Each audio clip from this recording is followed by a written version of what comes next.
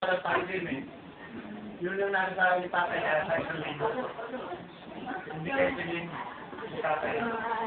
Ano nangyari sa inyo? Eh, pinakain lang kami. Hindi kami nagkakit ng linggo. Ano ba meron? Oo nga. Wala eh. Wala eh.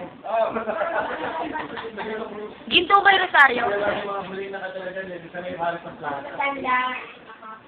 Eh, ano yung bahay nila may historical landmarks eh. Oo.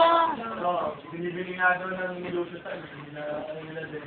Sa kami, tayo nila, yung National Historical. Hindi na pwedeng galarin yung mag-ibig.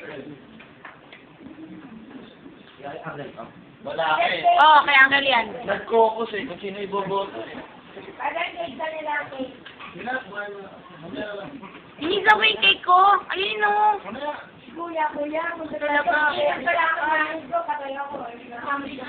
Di po yung cancer na si Lolo Bosyong. sabi ni Eda. Ate, nililit ako niya. Dilim daw ako nga.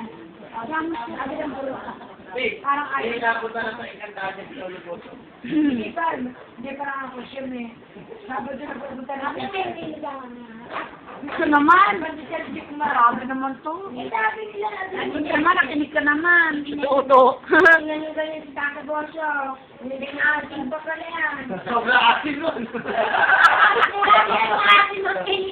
ba asin nun? Iba yung aking nakakahilo. Dali, pero hindi araw-araw na tayo. Araw-araw parang makinis ka ng araw-araw nga pinagbibigis ko. Ilapit ka na. Kuya na yung handa ba na yung nakuya na akala kapatid ka na. Sana yung pao nga yung ayaw nga dahil